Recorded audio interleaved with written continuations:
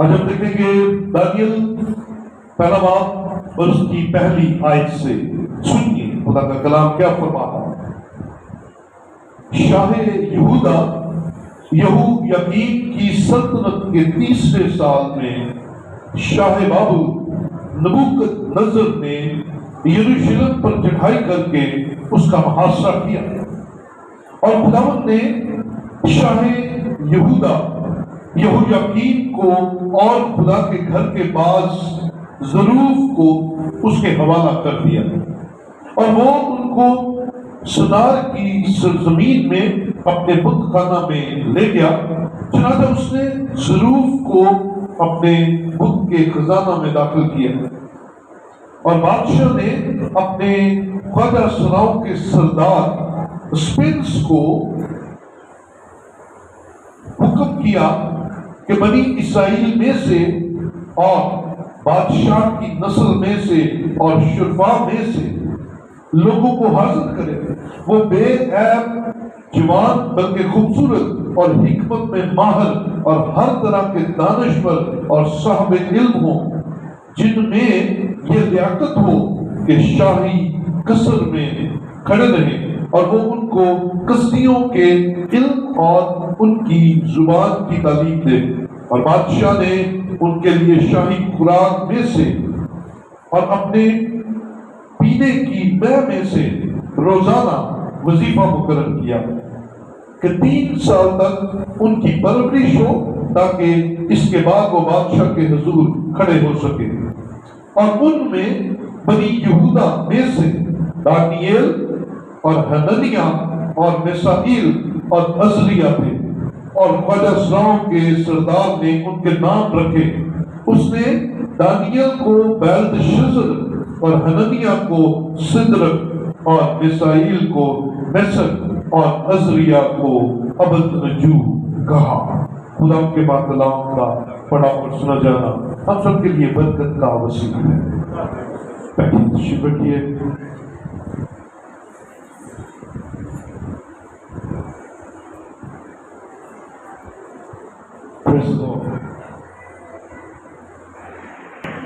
हम सब जिंदा है और खुदा की हुजूरी में, इसलिए हालेलुया, खुदा की तारीफ हो कि आसमान का खुदा हमें जिंदगी अता करता है और इसके साथ साथ वो हमें इस लायक करता है कि हम उसकी इबादत करें, उसकी परस्तिश करें और नाम को इज्जत और जलाल।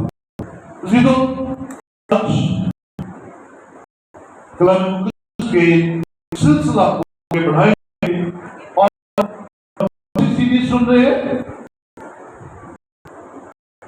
सिलसिले का नाम क्या है? हरी बाइबल के किरदार। कौन कौन से किरदारों पर हमने आज तक कलाम सुना है? कोई बता सकता है कुछ? किसी को याद आ रहा हो? पिछले 2 महीने से हम सुन रहे हैं। हाँ जी, अब्राहम, याकूब, रूत, मूसा, यूसुफ, यस, शमूएल, यस। लास्ट हमारा जो टॉपिक था वो था शमूएल, बल्कि नहमिया। आज जिस किरदार पर हम गौर करने जा रहे हैं उसका नाम है दानियल। बोलेंगे जी? क्या जी? दानियल। दानियल बाइबल मुकद्दस के उन सूरमाओं में से है जिन्होंने अपने मुल्क में नहीं, गौर से इस बात को सुनिएगा, अपने मुल्क में नहीं, गैर कौम में गुलामी की हालत में सरफराजी पाई और खुदा ने दानियल को अपने जलाल के लिए कसरत से गैर कौमों में इस्तेमाल किया। उन बादशाहों को दानियल का गर्विता बना दिया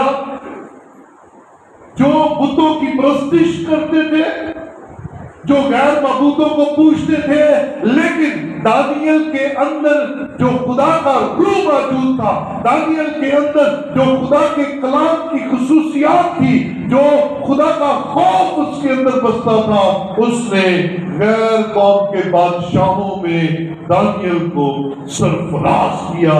और दानियल ने बाबल के अंदर रहते हुए बहुत से बादशाहों के अंदर रहते हुए काम किया और सरफराजी का। हालेलुया।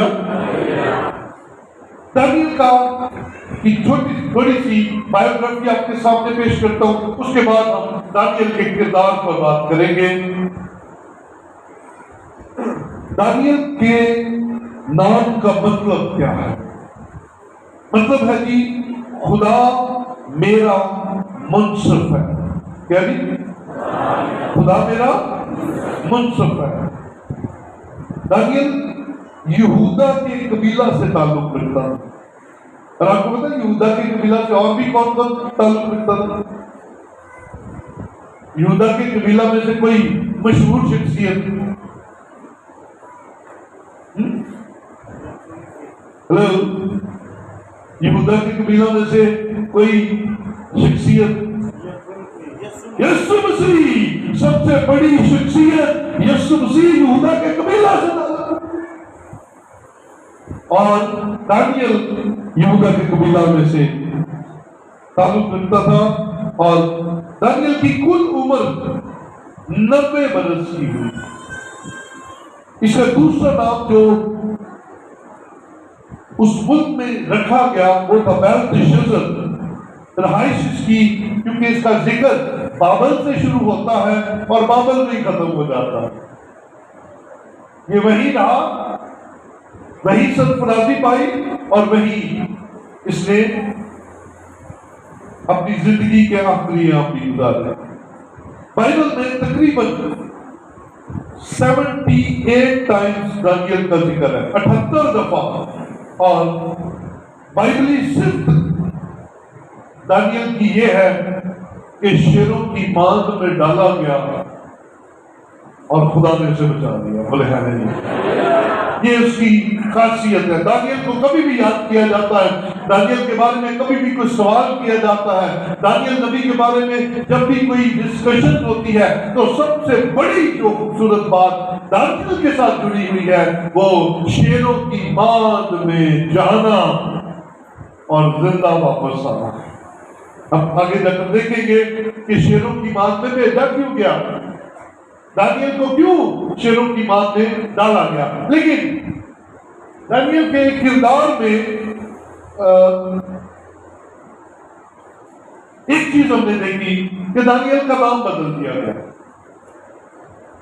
अब गौर करें, कुछ के नाम खुदा ने बदले और कुछ के नाम बादशाहों ने चेंज किए। अगर आप लिखना चाहते हैं तो मैं जल्दी से बताऊंगा कि बाइबल में कितने लोगों के नाम तब्दील किए गए, कितने लोगों के नाम रखे गए। ये तकरीबन 15 लोग हैं। मैं जल्दी जल्दी बताऊंगा, अगर लिखना चाहते हैं तो लिख लीजिए, वगरना जब ये वीडियो कलाम मुकद्दस की वीडियो जो है YouTube पर जाएगी तो आप वहां से दोबारा इसे नोट कर सकते हैं। बाइबल मुकद्दस में पहला नाम जो तब्दील किया गया है वो अब्राम से अब्राहम रखा है। दूसरा नाम जो तब्दील किया गया वो सारी से सारा रखा है। फिर याकूब को इस्राएल कहा गया, यूसुफ को सुफनात फली कहा गया, होशिया को यशवा कहा गया, दाऊद को युरबाल कहा गया, दानियल को बेल्तशस्सर कहा गया, हननिया सिद्रक था, मिसाइल को मेसन कहा गया, अजलिया को अबदनजू कहा गया और शमाउन को पतरस कहा गया। याकूब यूहन्ना को नरकिस यानी के गरज के बेटे कहा गया। लावी को मत्ती का नाम दिया गया, साउल को पालूस कहा गया और बरनबास को जेबियस कहा गया। ये वो 15 लोग हैं नए अहदनामे और पुराने अहदनामे में जिनके नाम तब्दील हुए या तब्दील किए गए खुदा की तरफ से, बादशाहों की तरफ से, या उनके कामों को देखते हुए उनके नाम बदले गए। सबसे पहली बात जो दानियल के ताल्लुक से हम सीखेंगे, इसके किरदार की चंद बातें आपके सामने पेश करूंगा और कोशिश करूंगा जो खास बातें हैं उनको थोड़ी सी डिटेल में हम सीख लें। बादशाह नबूकदनेस्सर बाबल का बादशाह था और उसने यहूदा पर हमला किया, मुहासरा किया, और लिखा है खुदा ने यहूदा के बादशाह यहोयाकीन और खुदा के घर के कुछ ज़रूफ उसके हवाले कर दिए। अब गौर से सुनिए, ये शिकस्त है, ये यहूदा के बादशाह की शिकस्त है और गैर कौम बादशाह नबूकदनेस्सर की फतह है। और लिखा है खुदा ने उसे नबूकदनेस्सर के हाथ में कर दिया। वजूहात आप जानते हैं कि जब जब बनी इस्राइल और यहूदा की सल्तनत में खुदा की नाफरमानी आई, खुदा के हुक्म की अदुली की गई, खुदा के खिलाफ जाया गया, अदर गॉड और दूसरे माबूदों को उन्होंने पूजा, खुदा ने जालिम बादशाह, जोरावर बादशाह उन पर चढ़ाए और उनके हाथ में कर दिया। आज के दौर में भी गौर कीजिएगा, हम अक्सर अपने घरों में परेशान होते हैं, हमारे फाइनेंशियल हालात नहीं दुरुस्त, हमारे घरेलू हालात सुलह के नहीं है, लड़ाई झगड़ा आम हो गया है, घर के अंदर नाचपाकी है और हम अक्सर दूसरों को कसूरवार ठहराते हैं। देखिए यहाँ पर नबूकदनेस्सर बादशाह के हाथ में, गैर कौम बादशाह के हाथ में खुदा के कौम का बादशाह भेज दिया गया। इसका मतलब है जब मैं और आप अपने ट्रैक से हटते हैं, खुदा से दूर जाते हैं, खुदा की नाफरमानी करते हैं, कलाम से दूर भागते हैं, तो फिर खुदा हमें दुनियादारी में जाने देता है, फंसा देता है, हमारी अक्लों को मार देता है और गंदी हरकतों के लिए छोड़ देता है, जा फिर अपनी मौज कर। और हम कभी बाबों के पीछे भागे फिरते हैं, कभी जादूगरों के पीछे भागे फिरते हैं, कभी किसी के पीछे, कभी किसी के पीछे। आओ अपने खुदा के हुजूर वफादारी करें, अपनी नस्लों समेत खुदा के हुजूर वफादार हो जाए, ताकि आसमान का खुदा कभी इब्लीस हमला करे भी तो आपकी हिफाजत करने को अपने फरिश्ते भेजे, ताकि आपकी हिफाजत आसमान के खुदा के जिम्मे हो और वो आपको इब्लीस के हाथ में पड़ने।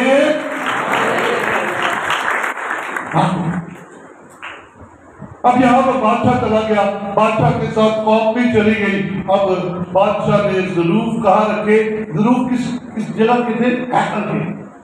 कहाँ के थे? ज़रूफ यानी के बर्तन, हैकल के बर्तन थे। ले कौन गया? नबूकदनेस्सर। और जमा कहाँ किए?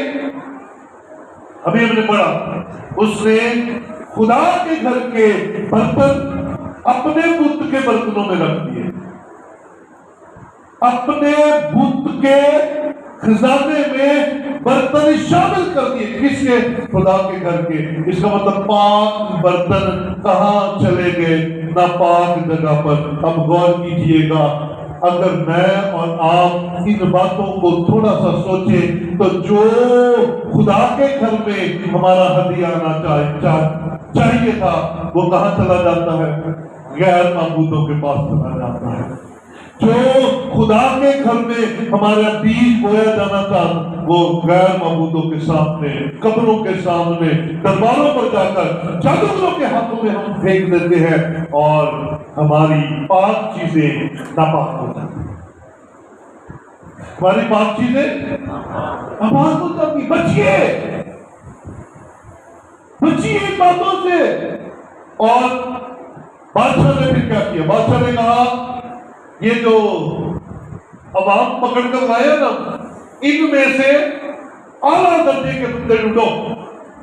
उसने ख्वाजा सुनाओ के सरदार से कहा कि बनी इस्राइल में से और बादशाह की नस्ल में से और शुरफा में से, यानी कि बंदे चुके होने चाहिए, बादशाह की नस्ल रखरखाव होगा, शुरफा यानी कि नोबल मैन, इनको इस दुनिया में रहने के तौर तरीके होंगे, और यहूदा में से चुनना, जिनको हम वसीयत करके लाए उनमें से चुनना, और उनकी क्वालिटी क्या होनी चाहिए, शुरफा में से लोगों को हाजिर करें। पहली क्वालिटी क्या, वो बेऐब जवान, बोलेंगे मेरे साथ क्या जी, पहली क्वालिटी क्या है, बेऐब जवान, बल्कि खूबसूरत, दूसरी खूबसूरत, तीसरी हिकमत में माहिर, और चौथी हर तरह से दानिशवर और साहबे इल्म हो, जिनमें ये लियाकत हो कि शाही कसर में खड़े रहे और उनको कस्तियों के इल्म और उनकी जुबान की तालीम दे। अब गौर से बात सुनिए, बादशाह ने क्या हुक्म दिया, जिस बादशाह को पकड़ के लाए उसकी नस्ल में से, शुरफा में से और यहूदा के उस पूरे सल्तनत में से बेऐब जवान, जिनके अंदर हिकमत हो, दानिशवर हो और वो शाही कसर में खड़े होने के काबिल हो, उनको चुन, और फिर उनको चुनकर कस्तियों का इल्म सिखा। मेरी बोली सिखा, मैं उनसे बातचीत करूं तो वो मेरी बोली समझ सके, मेरी बात समझ सके, उनको जुबानें सिखा। और बादशाह ने उनके लिए शाही खुराक, हाँ यहां पर हम देखेंगे बादशाह ने क्या किया, ये सारा ग्रुप पकड़ो, इनके लिए शाही खुराक। शाही खुराक कैसी होगी, शाही खुराक कैसी होगी, बोलो सही, अच्छा क्या खाना, हरी बकरे और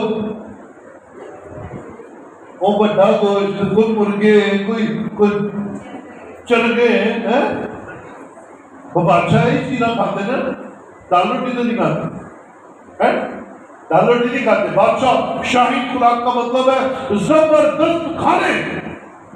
और बादशाह ने उन नौजवानों को जिनको ट्रेनिंग करवाने के लिए उसे कहा, ख्वाजा के सरदार को कहा, इनको खूब खाना खिलाओ।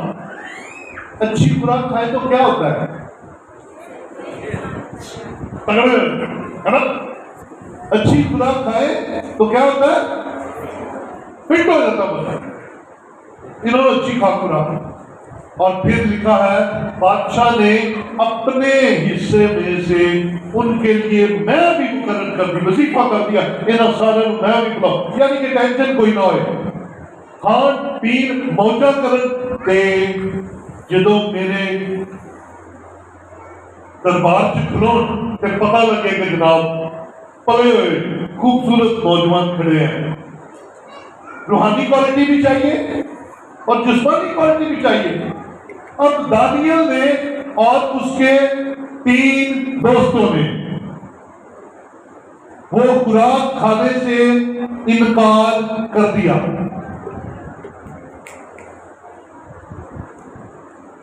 उन्होंने कहा जी यस, उसने उस सरदार से कहा, ख्वाजा के सरदार से, यार हमें ये ना दे, हमें तो ना सादा खुराक दे, कोई साग पात, कोई दाल चावल, कोई लटर पटर सादा।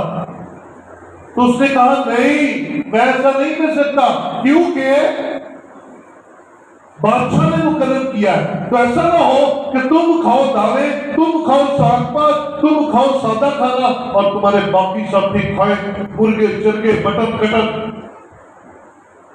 तो जब बादशाह के सामने जाओ तो दूसरी हो बोली, जिससे ताड़े रंग दे, ताड़े मुंह से कोई रंग रूप ना होवे ते ओ चमकन पे मेरी गर्दन उड़ जानी है। बादशाह ने कहना इन्हां दी रोटी तू खा गया।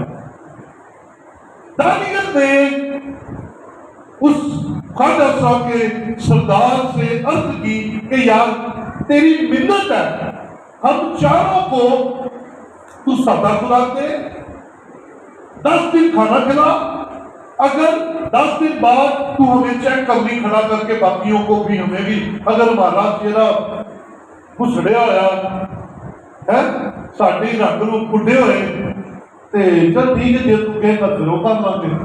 उसे कहा ये ठीक है। उसने 10 दिन, बहुत से बात सुनिए, 10 दिन बाकियों को मुर्गे चरके खिलाए और इन 4 को दाल रोटी साग शाक पालक पोलक बाथू बुथू ऐसी तक खाना पड़ रहे। 10 दिन बाद बारी आ गई। 10 दिन बाद राजा साहब के सरदार ने कहा आ जाओ भी सारे, इन 4 को भी खड़ा कर दिया और बाकियों को भी खड़ा कर दिया और चेक करने लग पड़ा कि किन के मुंह पे रौनक है और किन के मुंह पे रौनक नहीं है। ख्वाजा साहब का सरदार देखकर हैरान रह गया कि जो मुर्गे चरके खा रहे थे उनके चेहरे लटके हुए थे, लेकिन जो साग पात खाते थे दानियल और उसके सारे दोस्त चमक रहे थे, दमक रहे थे। इसलिए क्योंकि सादा खुराक के साथ खुदा का रूह उनके अंदर मौजूद था, क्योंकि खुदा की कुदरत उनके अंदर मौजूद थी, खुदा का खौफ उनके अंदर मौजूद था और खुदा ने उनके चेहरों को चमका दिया। तो बुलंद आवाज से कह सकता है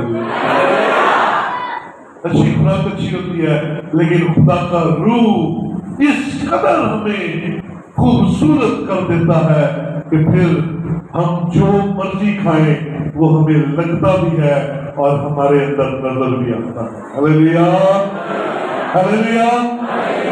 तो फिर खाने के लिए फ्रॉड करने बंद कर दीजिए। ये तो कहते हैं ना हम खाएंगे क्या, हम भूखे मर जाएंगे, इसलिए हम रिश्वतें देते हैं, हम दूसरों का नुकसान करते हैं, हम ये करते हैं। और याद रख मेरे भाई मेरी बहन, तेरा जिम्मा तेरे खुदा के हाथ में है। अगर तू खुदावंद में रहते हुए सादा खुराक भी खाता है तो तेरा चेहरा दमकता चमकता हुआ नजर आएगा। और इस बात का सबूत दानियल और उसके 3 दोस्त थे, उन्होंने ज्यादा खाना खाया, बाकियों से ज्यादा सेहतमंद और लविया बकरी है। आपका रंग बेशक मेरी तरह सीनियर भी क्यों ना हो, आप चमकेंगे, आप दमकेंगे। आपको किसी किस्म की क्रीम की जरूरत अब बोलो नहीं, तुसी तो कह नहीं सकती तो मौजा लाइया क्रीमा ले भाई, आओ खुदावंद में जिंदगी गुजारे। और दानियल ने शाही खुराक से इनकार कर दिया। बोले हालेलुया। ये मेरे और आपके लिए सीखने की बात है। सादा सादा सादा खाना, लेकिन चेहरे चमक रहे हैं। और फिर उनके लिए ग्रांट हो गया इन्होंने सादा ही तो ये सादा खा के इन्हें चमकन दे इन्हों की मर्जी के मुताबिक। और 2-3 वजूहात थी जिनकी बिना पर दानियल ने और उसके दोस्तों ने वो खाना खाने से इनकार किया। पहली बात, वो खाना बादशाह के हुजूर से मुकर्रर किया गया था और बादशाहों का दस्तूर था कि वो अपनी खुराक को पाक करने, अपने लिहाज से खुराक को पाक करने के लिए अपने बुतों के सामने से अपनी खुराक को गुजारते थे। इसका मतलब है वो खुराक अब पाक नहीं रहती थी, बल्कि उन बुतों के नाम की कहलाती थी। लेकिन दानियल और उसके दोस्त तो जिंदा खुदा को मानते थे और उन्होंने कहा ये नहीं खानी, ये खुराक नहीं खानी। इसलिए 4 बोटियां के लिए परेशान ना होया करो। यह भी गुजरा ना मामला। 4 बोटियां लिए पता नहीं केड़े केड़े बहाने ला रहे होते हैं। कोई बात नहीं, क्या हो गया, फ्रेश है, ये है, वो है, और छोड़ दो।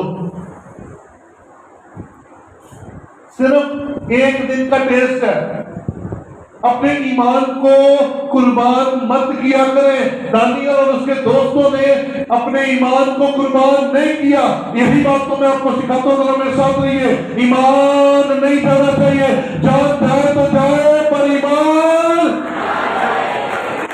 टाइम के लिए। और हमारा ईमान क्या है? जिंदा खुदा हमारे लिए सादा खुराक भी दे तो हम सिर्फ सादा पर ही इत्तेफाक करेंगे। हालेलुया। 10 दिन की आजमाइश के बाद वो कामयाब हो गए। फिर एक और वजह थी, हो सकता है कि गैर कौमें शर्म नहीं काटती, मुंडी काटती है। या आप देखें मरियम साहब ऐसे होते हैं, या गर्दन से काट चटका करते हैं, उड़ा देते हैं 1 मिनट में, शर्म नहीं काटते। तो खून कहाँ रह जाता है? जन्नत के अंदर। तो कलाम में क्या लिखा है? तू खून ना खाना, नहीं करना, नहीं खाना। तू गोश्त के साथ खून ना खाना, क्योंकि खून में तो जान है। तो खुदावंद लिखा है।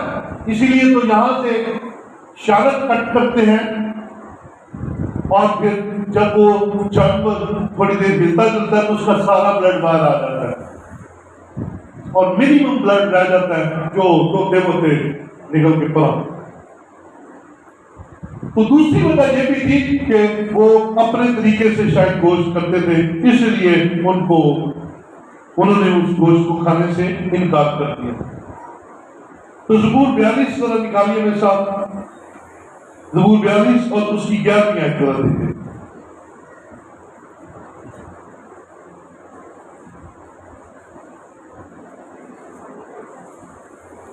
ज़बूर 42 और उसकी 11वीं आयत में लिखा है, ऐ मेरी जान तू क्यों गिरी जाती है, तू अंदर ही अंदर क्यों बेचैन है।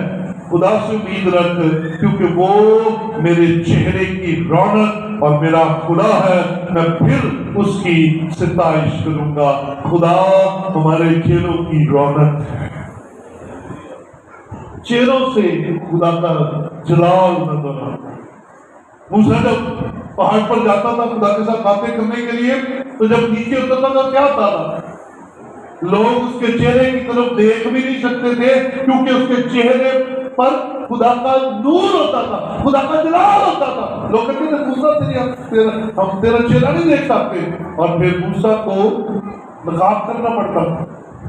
लेकिन वो जलाल आस्ता आस्ता कम होता जाता था। लेकिन आज अखीर जमाने की कलीसिया आपके लिए ये खुशखबरी है कि मूसा के पास जो जलाल था वो बदतदरीज कम होता और उसे फिर वापस वहां पर जाकर दोबारा से रिचार्ज होना पड़ता था। लेकिन आपके लिए खुदावंद यीशु की ये कुदरत मौजूद है कि आप रोज आना, उसके साथ बातचीत करें, उसके साथ जिंदगी गुजारे और उसके चेहरे का नूर आपके मुंह के नूर को दोबारा कर देगा और आपका चेहरा चमकता नजर आएगा। क्योंकि यीशु ने कहा तुम दुनिया के नूर जरा चमकता है, उसके अंदर बड़ी शाइनिंग होती है। तो दानियल की पहली बात जो हमने सीखी, उसने शाही खुराक खाने से इनकार कर दिया। दानियल मर्दे दुआ था। क्या था जी? इसका क्या मतलब है? ऊंची तरह ऊंची ऊंची। अगली दफा क्या करना?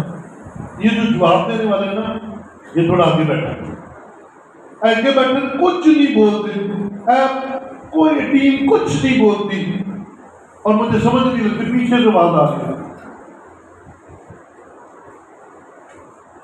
दानियल क्या था? मर्दे दुआ, यानी कि वो दुआ करने वाला शख्स था। आइए दानियल के ताल्लुक से सीखे। दानियल 6 बाब में आइए, उसकी पहली आयत से। तारों को मैंने आपको बताया दानियल ने बाबल में रहते हुए तकरीबन, बहुत से सुनिएगा, तकरीबन 7 बादशाहियां भुगताई। कितनी? 7 बादशाहियां भुगताई, यानी कि 7 बादशाहों के साथ काम किया और सातों के दौरे हुकूमत में आला दर्जों पर फाइज रहा। पहला तो नबूकदनेस्सर था, अब दारा बादशाह। जरा देखिए 6 बाब उसकी पहली आयत, दारा को पसंद आया कि मुमलकत में 120 नाज़िम मुकर्रर करे जो तमाम मुमलकत पर हुकूमत करे और उन पर 3 वजीर हों। नाज़िमों और नाज़िमों के ऊपर कितने वजीर? कितने? 3 वजीर हों, जिनमें से एक दानियल था, ताकि नाज़िम उनको हिसाब दे और बादशाह खसालत न उठाए। और चूंकि दानियल में फाज़ल रूह थी, खुदा की रूह उसके अंदर काम करती थी, इसलिए वो उन वजीरों और नाज़िमों पर सबकत ले गया और बादशाह ने चाहा कि उसे तमाम मुल्क पर मुख्तार ठहरा दे। कौन है? गुलाम है। दानियल कौन है? गुलाम है। यहूयाकीन बादशाह के साथ असीर होकर गया था, लेकिन खुदा का रूह उसके ऊपर था, इसलिए सरफराज हुआ। जो भी बादशाह आया उसकी निगाह में सरफराज हुआ। बादशाह ने कहा नाज़िम बनाता हूं पूरी मुल्क पर, और दारा बादशाह की सल्तनत तकरीबन 1/4 दुनिया पर थी। उसे नाज़िम मुकर्रर किए, उन नाज़िमों पर 3 वजीर बनाए, जिनमें से एक कौन था? दानियल था। और दानियल के अंदर फाज़ल रूह होने की वजह से बादशाह ने कहा मैं इसको पूरे मुल्क का मुख्तार बना देता हूं। तो जब सरफराजी मिलती है तो सारे आपके सके नहीं होते। यहां पर भी वो 3 वजीर, जिनमें से एक दानियल है, दूसरे जलस करना शुरू हो गए। और बादशाह चौथी आयत, तब उन वजीरों और नाज़िमों ने चाहा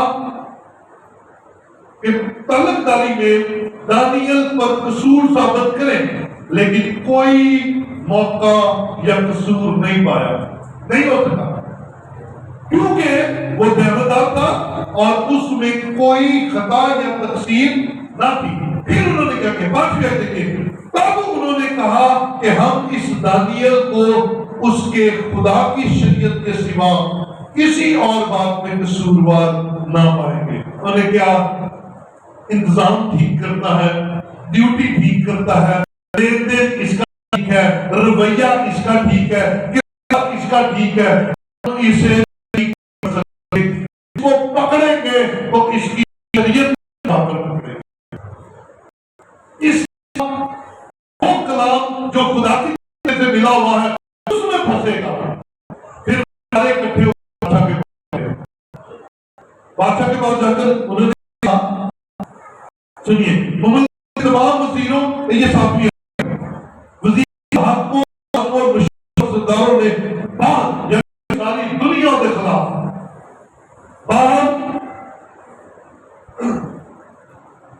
मशवरत की एक खुसरवाना आइन मुकर्रर करें और एक इम्तनाही फरमान जारी करें, ताकि ये बादशाह 30 रोज तक जो कोई तेरे सिवा किसी माबूद या आदमी से कोई दरखास्त करे शेरों की मार में डाले। ये वजह थी, शेरों की मार में जाने की वजह क्या थी? सारे नाज़िम, वजीर, बशीर खिलाफ थे उसके, लेकिन खुदा से सरफराज कर रहा था। उन्होंने कहा इसको फंसाओ। कैसे फंसाए? ये काम में तो ठीक है, किरदार में भी ठीक है, ये अपनी शरीयत में फंसेगा कैसे? उन्होंने बादशाह से कहा बादशाह 30 दिन तक, कितने बोले मेरे साथ, कितने 30 दिन तक कोई तेरी मुमलकत में कोई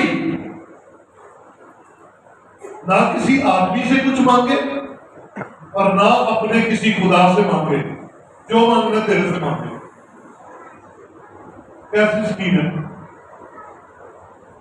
सिर्फ 30 दिन तेरे से मांगना है अगर मांगना है, नहीं तो किसी से कुछ ना मांगे। दानियल ने सुना 10वीं आयत, और अच्छा अगर मांगेगा तो क्या करेंगे? शेरों की मार में डाल देंगे, सीधा सीधा मामला। अब वो ढूंढने लग पड़ेंगे और दानियल की ताक में चले गए कि अब देखते हैं ये क्या करता है।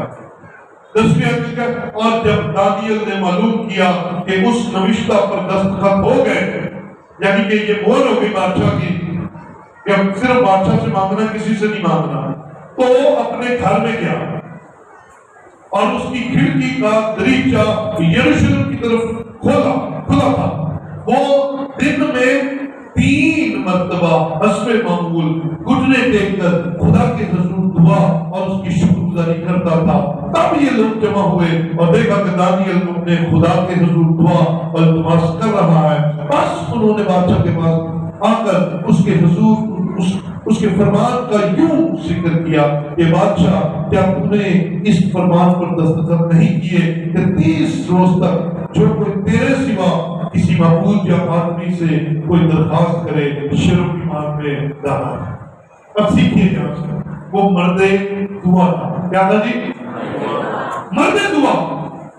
कभी कभी दुआ करने वाला नहीं सी, रोजाना दुआ करता था। और रोजाना कितनी दफा? दिन में 3 मरतबा यरूशलेम की तरफ मिट्टी बोलकर, घुटने टेक कर दुआ और शुक्रगुजारी कर। दुआ का मतलब क्या है? खुदा से बातें करना, और इसका दूसरा मतलब यह है खुदा से मांगना।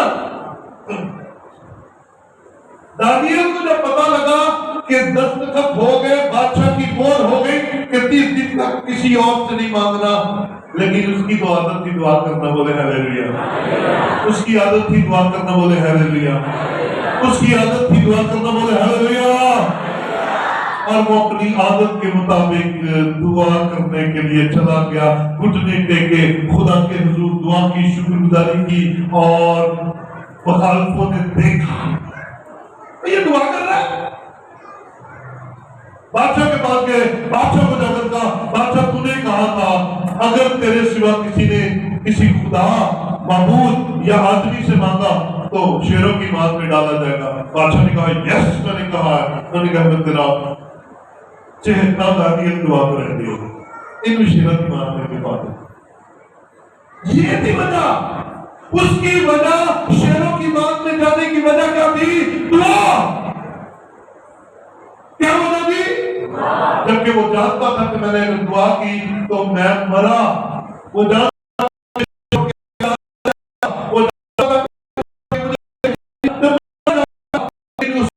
थी दुआ करना, बना ले दुआ करना। आपको बुखार हो जाता है, आपके घर पे मेहमान आ जाता है, बोल जाते थे क्योंकि आदत नहीं, आदत नहीं है, आदत लीजिए। और वो दुआ कर रहा था, पकड़ा गया। क्या करते हुए? पकड़ा गया। क्या करते हुए? दुआ करते हुए पकड़ा गया। बादशाह मजबूर था अपने हुक्म के मुताबिक। उसने कहा दानियल तुझे करना पड़ेगा। और गैर कौम का बादशाह दानियल के खुदा की इबादत करते हुए कह रहा है जिस खुदा की तू इबादत करता हूं चलेगा तुझे, जा। दानियल शेरों की मार में चला गया और ऊपर पत्थर रख दिया गया।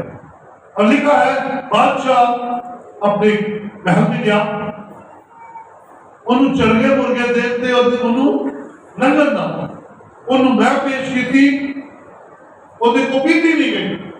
उन्हें के साथ बजाना ले आए, डांस करना लिया, बीबियां आईया, उन्हें कहा चलो मुझे।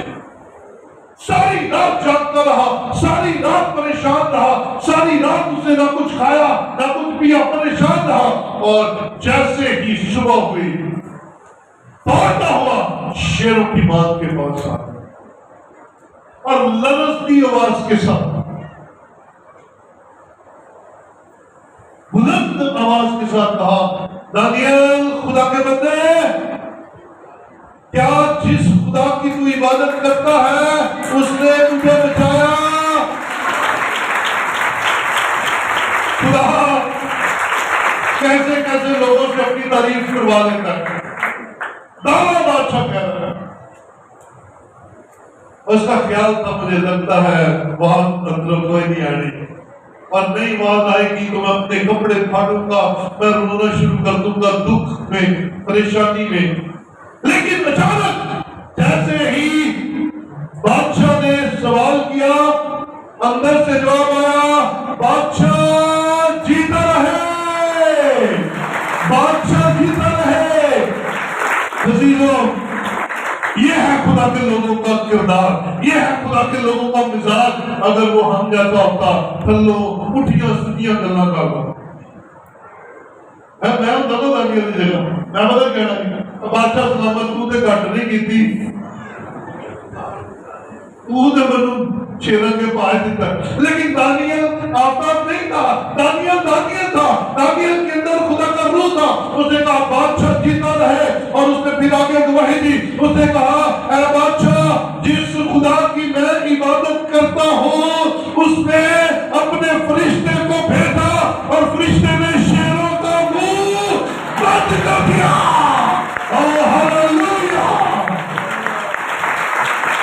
शेरों के मुंह बंद हो जाएंगे अगर आप खुदा के ताबे हैं। अब बताइए खुदा जिंदा, खुदा के लिए जोरदार था। अगर आप दानियल की तरह मरते दुआ है, आप खुदा से प्यार करते हैं, सिर्फ जरूरत के वक्त नहीं खुदा के पास जाते, रोजाना खुदा के साथ मुलाकात करते हैं, तो फिर तैयार हो जाइए। शेर आपके सामने तो आएंगे पर वो आपको कुछ कह नहीं सकेंगे, क्योंकि खुदा अपने फरिश्ते के वसीला से शेरों के मुंह को बंद। वो शेर इल्जाम लगाने वाले हो, वो शेर आपको नीचा दिखाने वाले हो, वो शेर आपकी जायदाद खाने वाले हो, वो शेर आपको परेशान करने वाले हो, आज भी दानियल का जिंदा खुदा जिंदा है और अपने लोगों की हिफाजत करने की कुदरत रखता है। भरोसा कीजिए, लोगों को देखकर डरना जाया करें, भरोसा करें। और दानियल जिंदा सलामत शेरों की मान में से बाहर निकला। एक राइटर बड़ी खूबसूरत बात इस सारे वाक्य को वो खूबसूरत लिखता है, कहता है जब ये अपने ख्याल को लिख रहा है, लेकिन अच्छा लगता है इन ख्यालों को पढ़ के भी। वो कहता है जब दानियल भूखे शेरों की मान में डाला गया तो शेरों के मुंह तो फरिश्तों ने बंद कर दिए थे, शेरों ने अपना मुंह दीवारों की तरफ कर दिया, और दानियल के लिए उस मान को अपनी दुम से साफ करके कहा आओ जनाब बैठो, सारे नाम रात खुदा।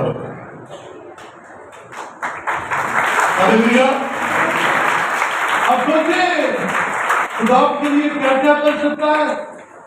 भूखा शेर है तो सामने बंदा है छठेगा, लेकिन खुदा बचा देगा, खुदा के अंदर कुदरत है। तो खुदा ने दानियल को शेरों की मान में से निकाला। वही खुदा आज मुझे और आपको भी बचाएगा, बचाता है, बस हमें वफादार होने की जरूरत है। हालेलुया। तीसरी बात जो दानियल के साथ मंसूब है वो ख्वाबों की ताबीर करने वाला। क्या था जी? ख्वाबों की ताबीर करने वाला। जरा आइए दानियल दूसरे बाब में आइए। ये भी कमाल खुदा ने अपने बंदा के अंदर खूबी रखी थी कि वो ख्वाबों को ताबीर देते थे। दूसरा बाब उसकी 17वीं आयत। तब दानियल ने अपने घर जाकर हननिया और मिसाइल और नजरिया अपने रफीकों को बतला दी ताकि वो इस राज के बाब में आसमान के खुदा से रहमत तलब करें। बादशाह ने ख्वाब देखा,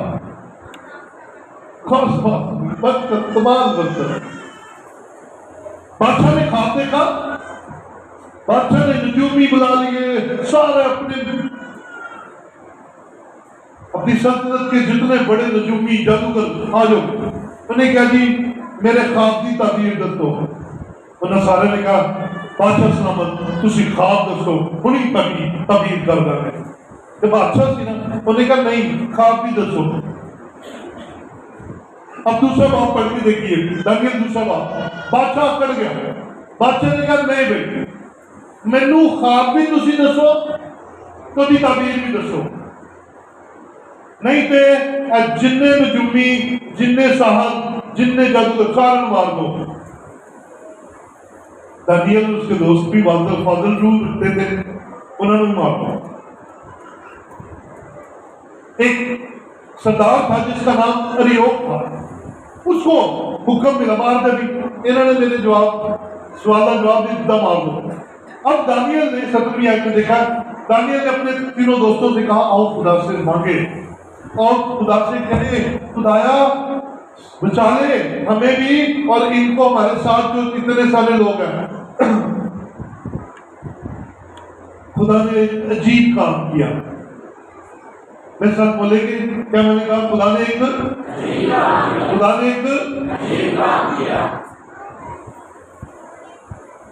अजीब काम किया। ये दुनिया में आज तक हकीकत है कि सौंदे असी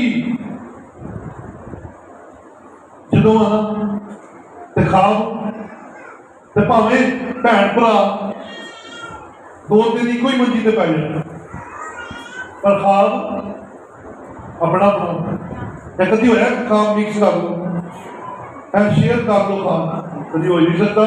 हाँ ये हो सकता है यार मैंने बादल देखा, हाँ मैंने भी बादल देखा, मैं बिल्ली देखी तू भी बिल्ली देखी, पर बिल्ली अपनी अपनी। ऐसे होता है मुमासरत आ जाती है। पर यह नहीं हो सकता कि वही बिल्ली वही काम जो तूने देखा वो मैंने भी देखा, जो तूने ख्वाब देखी वो मैंने, ऐसे होता ही नहीं। अब बादशाह इस बात के लिए जिद में पड़ गया, ख्वाब भी बताओ और वक्त में पड़ गए। अब बादशाह सलामत ने मारने का हुक्म दे दिया। उधर दानियल उसके दोस्त भी खुदा के सामने झुके, खुदाया रहम कर दे, खुदा हमें इस मामला में बता। अब फिर खुदा ने एक अजीब काम किया, खुदा ने एक अजीब काम किया। बनाए आलम से ख्वाब अपना अपना होता है, लेकिन खुदा ने जो जिंदा खुदा है अपने बंदा दानियल और उसके तीनों दोस्तों की दुआ को सुना, और वो ख्वाब जो बादशाह ने देखा था वो दानियल को दिखा दिया और सिर्फ तुझे दिखा दिया। जैसा बादशाह ने ख्वाब देखा वैसा ही खुदा ने दानियल को दिखाया, और दानियल ने पैगाम भेजा मैं तबीर भी करूंगा और मैं ख्वाब भी बताऊंगा। और फिर उसने ख्वाब बताया। जरा मेरे साथ आइए जरा देखें 21वीं आयत, सॉरी 31वीं आयत। ऐ बादशाह तूने एक बड़ी मूरत देखी। अब ये दानियल बता रहा है, बादशाह का ख्वाब दानियल बता रहा है, बादशाह नहीं बता रहा। उसने कहा है बादशाह तूने एक बड़ी मूरत देखी, वो बड़ी मूरत जिसकी रौनक बेनहायत थी तेरे सामने खड़ी हुई, और उसकी सूरत हैबतनाक थी। उस मूरत का सर खालिस सोने का था, उसका सीना और उसके बाजू चांदी के, उसका शिकम और उसकी रानें तांबे की थी, उसकी टांगें लोहे की और उसके पांव कुछ लोहे के और कुछ मिट्टी के थे। तू उसे देखता रहा यहाँ तक कि एक पत्थर हाथ लगाए बगैर ही काटा गया, और उस मूरत के पांव पर जो लोहे और मिट्टी के थी लगा और उनको टुकड़े टुकड़े कर दिया। तब लोहा और मिट्टी और तांबा और चांदी और सोना टुकड़े टुकड़े किए गए, और तबस्तानी कल्याण के गुस्से की मानद हुए, और हवा उनको उड़ा ले गई यहाँ तक कि उनका पत्ता ना मिला। और वो पत्थर जिसने उस मूरत को तोड़ा एक बड़ा पहाड़ बन गया और जमीन तमाम जमीन पर फैल गया। ये था तेरा ख्वाब। ख्वाबों की ताबीर ऐਵੇਂ नहीं की जाती। हम देखते हैं हर बंदा ख्वाबों की ताबीर करने चल पड़ा। पहले नंबर पे ख्वाब खुदा की तरफ से होना चाहिए। दूसरे नंबर पे ताबीर करने वाला दुआया जिंदगी वाला होना चाहिए। उसके पास ताबीर करने की नेमत होनी चाहिए। हम अपना, वैसे मैंने देखा है अक्सर परेशान करने वाले ख्वाब हम सबको बताते हैं, है ना। परेशान करने वाले ख्वाब क्या क्या हो सकते हैं, चलो बताएं। कैसे परेशान करने वाले ख्वाब क्या होते हैं?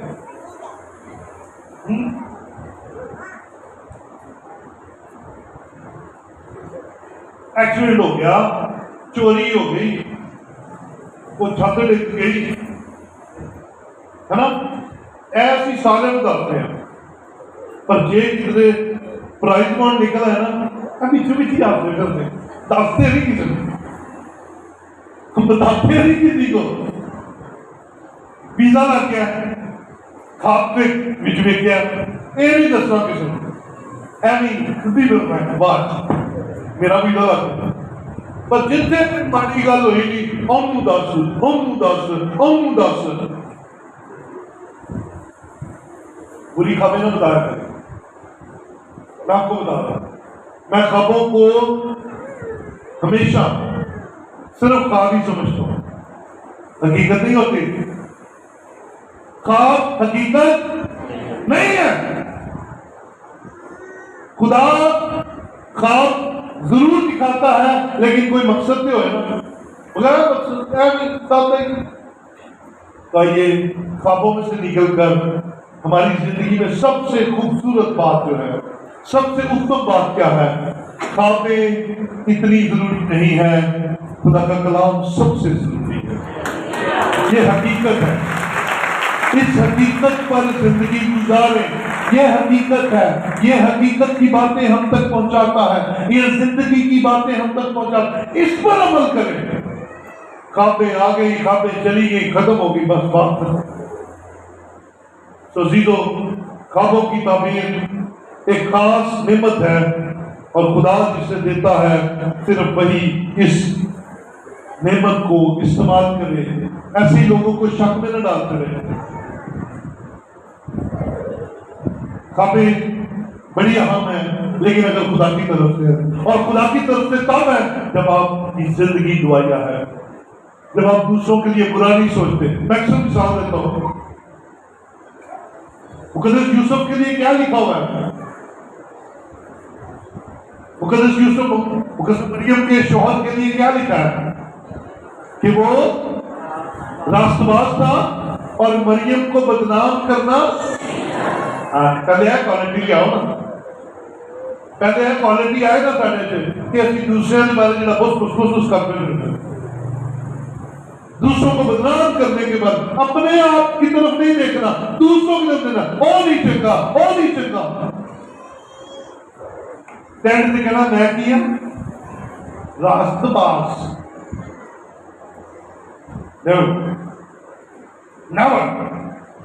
ये क्वालिटी नहीं है। पहले खुद रास्तबाजी का सबूत दीजिए, और वो ये है कि आप दूसरों को बदनाम करना नहीं चाहते। माफ कीजिए, अगर आपके हथे किसी की कोई बात लागी गई है ना, तो 50 बंदे दर्शन की बजाय उठ जाओ, माफ करो। होगा पता क्या, कमियां तो आप में भी हैं। अगर आप दूसरे की बात पर पर्दा डालेंगे तो खुदा आपके लिए दूसरों को तैयार करेगा, आपकी गलतियों पर भी पर्दा डाल दिया जाएगा। बोले हालेलुया। आइए दानियल की जिंदगी से सीखे। पहले नंबर पे रोटी की खातर झूठ मत बोलते फिरे, ईमान को कुर्बान मत करते फिरे। अभी हमने अपने कई लोगों को देखा है अंदर डिफेंस से लेना से लगे लिफाफे लेना, खाने के लिए ईमान को कुर्बान न कीजिए। दानियल और उसके दोस्तों ने बाइबल में यह करके दिखाया कि अगर ईमान के पक्के हैं तो चेहरे की रौनक उनसे ज्यादा होगी जो ईमान के पक्के नहीं है। बोले हालेलुया। और फिर किरदार ऐसा कि बर्दे दुआ करने वाले, और दुआ करने वाले किसी भी हाल में दुआ नहीं छोड़ते हैं। और यीशु मसीह ने भी हमें ये सिखाया, जागो और दुआ करो। दुआ क्यों अहम है? क्योंकि दानियल दिन में 3 मरतबा दुआ करता था और यीशु मसीह ने कहा जागते रहो और दुआ करते रहो, ताकि तुम्हारा कनेक्शन खुदा के साथ रहे और पाकीज़गी तुम पर फैली रहे, खुदा का रूह तुम पर फैला रहे। और तीसरी बात, खुदा हमारे ख्वाबों का मतलब हमें खुद ही बता देगा। फाजल रुआ देगी, आपके अंदर बरकत की रुआ देगी, आपके अंदर खुदा का हाथ फैल जाएगा, आपके खानदान पर खुदा की कुदरत फैल जाएगी और आपको गैर कौमों में सरफराजी मिलती चली जाएगी। और मेरे अजीजों, आज मुझे और आपको दानियल की जिंदगी में से ये सीखना है, अपने वतन से दूर, अपने वतन से दूर और अपने नातेदारों से दूर, दूसरे मुल्क में, गैर कौम में, गैर मजहब में, गैर इलाके में खुदा के साथ वफादार रहने की वजह से उसे सरफराजी मिली। यीशु मसीह ने भी हमें यही सिखाया और अंजील भी हमें यही सिखाती है कि खुदावंद के कभी हाथ के नीचे फरोख्ती से रहो, वक्त पर वो तुम्हें सरफराज करेगा। चाहिए अपनी तरकीबें लड़ाने की बजाय खुदा के सामने दिन में 3 मरतबा दुआ का ये तरीका अपना लीजिए, अंदर भी इत्मीनान रहेगा और बाहर भी बरकत रहेगी और आने वाला वक्त हमारे लिए रूह की मामूली और कसरत की बरकत का वक्त बन जाएगा। आइए खुदा के हुजूर हम सब खड़े हों।